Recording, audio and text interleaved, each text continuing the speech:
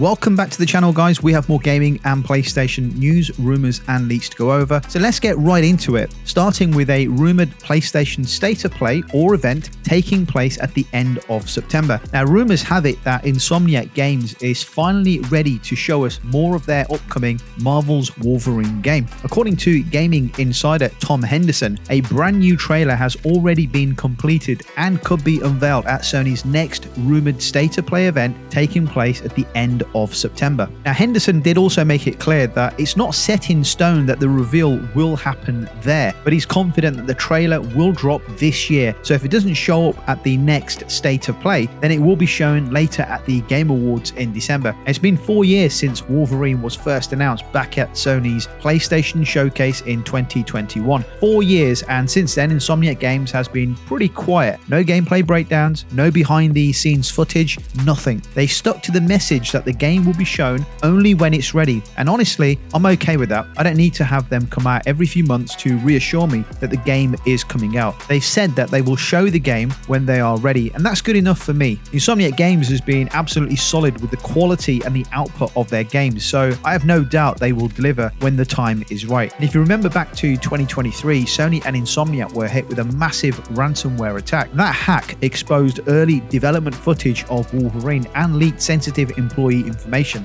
The leaked gameplay clip showed Logan moving around different locations, testing traversal mechanics and even some combat sequences. But remember, this was all from a very early build of the game. That footage was quickly pulled offline. The damage had already been done. This wasn't just a small hiccup either. It was one of the worst leaks Sony has ever faced since The Last of Us Part 2, when the entire story got spoiled online. And for a studio like Insomniac, who is known for keeping projects polished and under wraps until the big moment, this was a tough blow. What we actually know about Wolverine is so far pretty limited, but it is exciting. The game won't shy away from Logan's brutality and violence, and it's set in the same universe as Insomniac's Spider-Man games. Now that opens up a lot of possibilities for crossovers and shared storytelling. Could we eventually see Wolverine and Spider-Man interact in the same universe? That's a question worth thinking about, and Wolverine isn't the only thing potentially on the horizon. At this rumoured State of Play, there's also excitement that we'll finally see more of Housemarque's next big project, Saros. They've already confirmed gameplay footage will be revealed later this year, so September makes perfect sense. Plus, don't forget about Ghosts of Yotei, which is also set to launch in early October. A final showcase for that game feels almost guaranteed. What else could Sony show us? Will we see more from third-party developers? Maybe an update on Phantom Blade Zero, or even a deeper dive into some new PlayStation partnerships? If this really is the final PlayStation State of Play for 2025, then I'd like to think Sony will sign off 2025 with a bang from its first-party studios. So, guys, what do you think? Would you like to see Wolverine finally step into the spotlight, or are there other games you're hoping make an appearance? Let me know your thoughts in the comments, and let's move on. We have some more news from Sucker Punch about Ghosts of Yotei. Now, we know the file size of the game on PlayStation 5 is going to be a massive 85 gigabytes. To be fair, that's about standard for a big open world title, but it gives us an idea of how much content might be packed inside. If you're grabbing the digital version of the game, you'll be able to preload the game starting September 25th. That means you can have it ready to go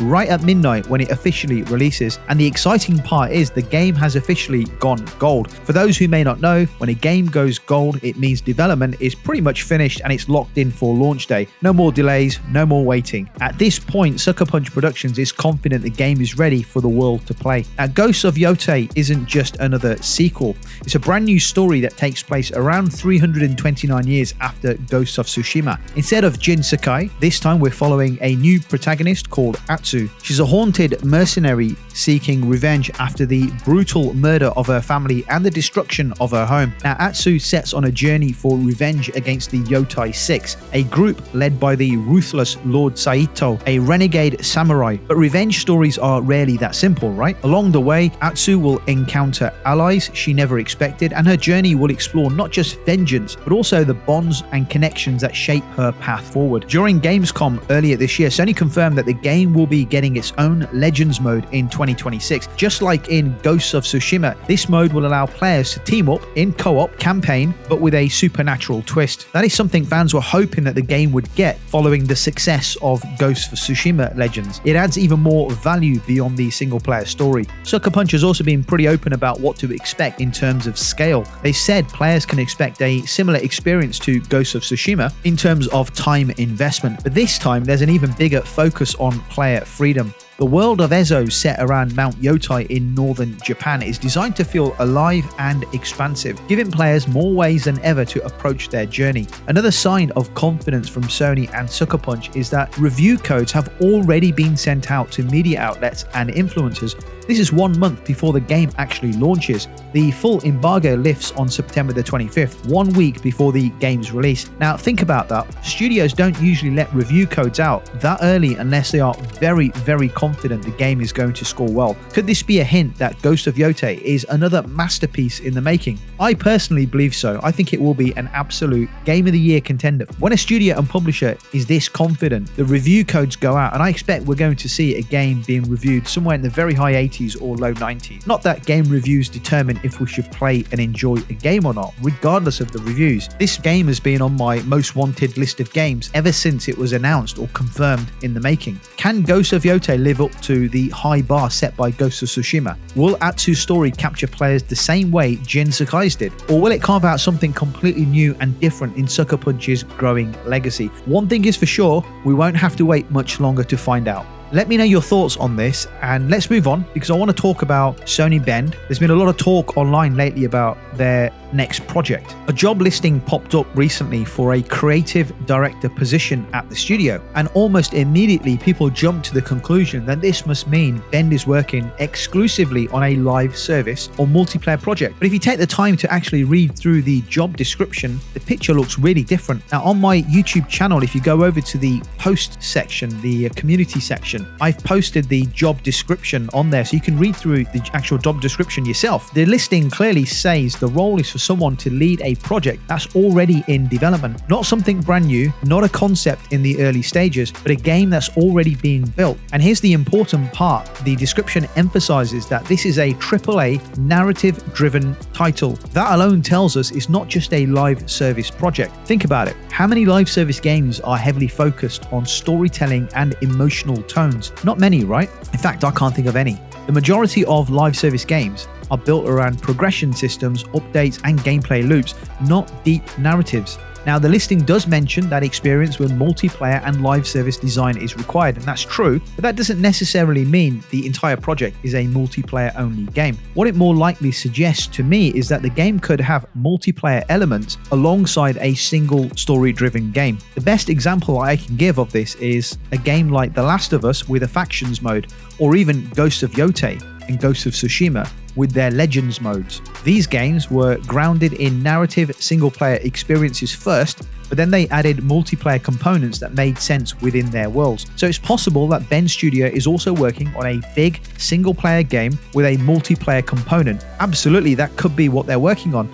Could they also have a second, smaller project that leans into multiplayer? Yes, that's also possible, but nothing in this listing confirms the idea that Bend Studio is suddenly pivoting away from the story-driven experiences that they're known for. Let's not forget who Bend Studio is. This is the team behind Days Gone, Uncharted Golden Abyss, and the Siphon Filter series. Their reputation has always been tied to narrative-driven games with strong characters and emotional stakes. And if you look at the job description, it lines up perfectly with what they're capable of creating. The responsibilities of the creative director's role include defining the overall creative vision, setting the emotional tone, and guiding the narrative development. They'll also be responsible for making sure the game's visual style, gameplay systems, and mechanics all support that vision. That doesn't sound like a pure live service game at all, does it? Another interesting detail is that the creative director will also need to communicate the game's vision not only to the development team, but also to the external stakeholders. That suggests this is a high-profile project for Sony, the kind of game that they'll want to showcase on big stages and build up anticipation. anticipation for. And the bigger question really is, why are people so quick to assume that every PlayStation studio is shifting to a live service game? Remember, Sony changed their strategy in 2023. The main first-party studios will be working on single-player games. Now, those games may have live servicing and multiplayer components, but primarily the focus is single-player games. Sony will continue to make live service games. We know that. That's part of their strategy, but it won't be at the expense of single-player games. So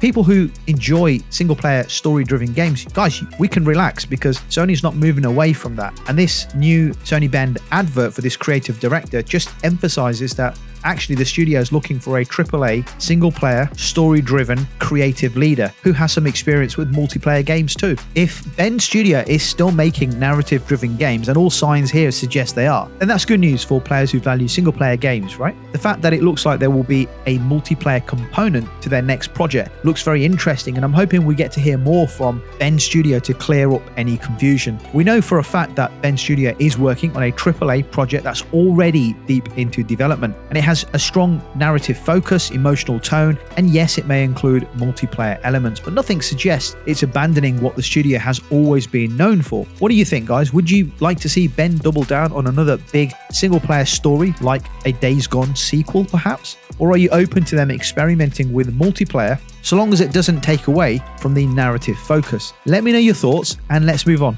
Now, Pete Hines, the former Bethesda executive who left the company back in 2023 after 24 years of service with the company, recently spoke out about the growing tension subscriptions create in the industry. And if there's anyone who understands this space, then it's him.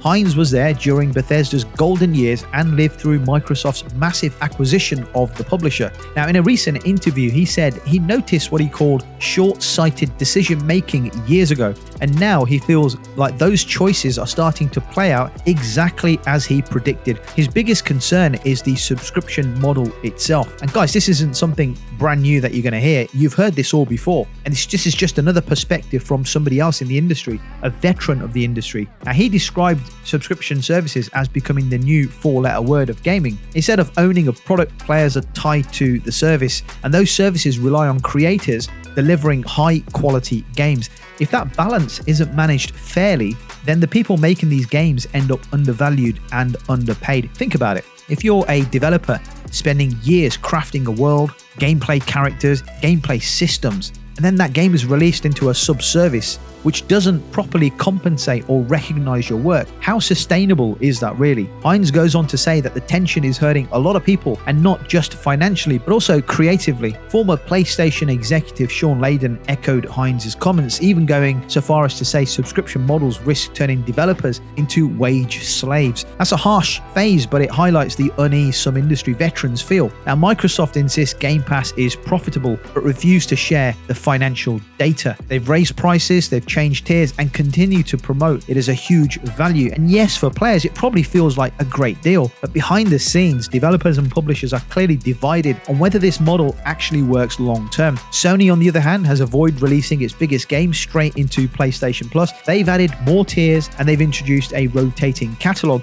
but their strategy has been about protecting the value of first-party titles. And you might pay more upfront, but Sony believes it's more sustainable in the long run. Will subscriptions truly become the future of gaming, or are we already seeing cracks in that vision? On a side note here, guys, it's sad to see a number of Xbox fanboys turn on Pete Hines across social media. It seems as soon as any ex-employee associated with Xbox speaks up about the damage that Game Pass is doing to the industry, some people just can't handle the truth, and the only way for them to respond is to attack. It's pretty sad, really, but I don't want to go into this whole subscription debate again. I've said this on many videos. Just go and look it up on the channel. But let me know your thoughts on Pete Hines' comments, and let's move on. Now, Lost Soul aside, it's had some mixed reviews. The game recently launched in August, and after a long and much hyped development cycle, it didn't quite hit the mark for a lot of players. Critics described it as messy and uninspired, and plenty of players reported bugs and technical issues. But this week, the developers of the game released a new patch. The update focused on polishing puzzles, minigames, and NPC animations. It might not fix every single issue, but it's a step towards improving the overall gameplay flow. Now, the list of updates and fixes is listed down below in the description. If you want to check out, hit the link in the description. You can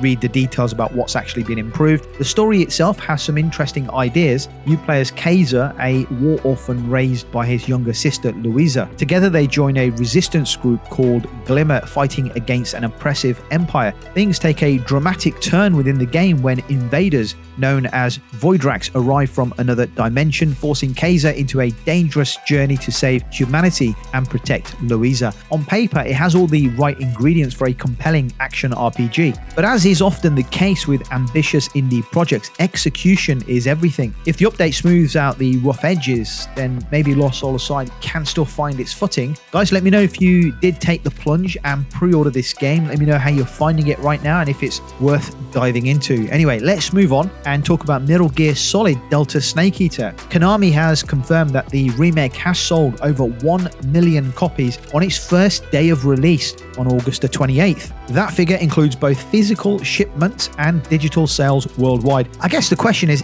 this a massive surprise? I mean, it's always great to hear when games are selling really well, but Metal Gear Solid hitting 1 million in one day, that's fantastic. But is it a surprise? Snake Eater is widely considered one of the greatest stealth action games ever made, and nostalgia alone guaranteed big sales. But it's also encouraging to see such strong response to a remake. Reviews of the games have also been very strong. Critics praise the remake for staying true to the PlayStation 2 classic while updating visuals, controls, and quality of life features. Some technical hiccups have been pointed out, but overall it's been received as the best version of an undisputed classic. That's high praise for a game with such a legendary reputation. Great to hear, as I said, great to hear that it's selling well. Hopefully this gives Konami the confidence to go ahead and release other Metal Gear Solid games, especially the Collection Volume 2 sometime this decade.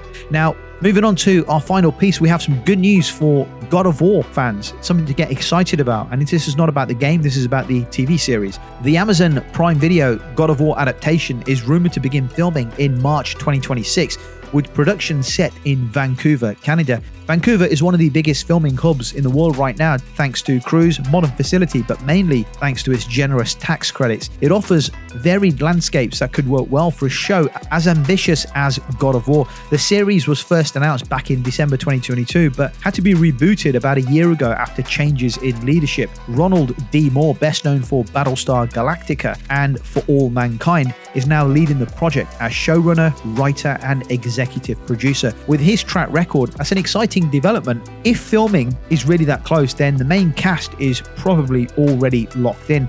We might even see an official announcement before the end of the year. If all goes according to plan, fans can expect the series to hit Prime Video sometime in 2027. Amazon has been leaning heavily into video game adaptations recently. Fallout was a massive hit for them, and while Like a Dragon Yuzuka didn't quite hit the same heights, it showed they're serious about adapting gaming IPs. On the way, we've got Tomb Raider series starring Sophie Turner, a Mass Effect adaptation from the Fallout team, and even a Wolfenstein and Life is Strange show in the works. Oh, and let's not forget Henry Cavill's long-teased Warhammer 40k project, though its status is still unclear. So what do you think, guys? Unless it's already been announced, I've completely missed the cast of God of War. I haven't got a clue who's going to be cast in the show, but who would you play as Kratos? Who would you play as Atreus? Let me know your thoughts on the articles discussed in the video today in the comments. Thank you for watching, and I'll catch you on the next video.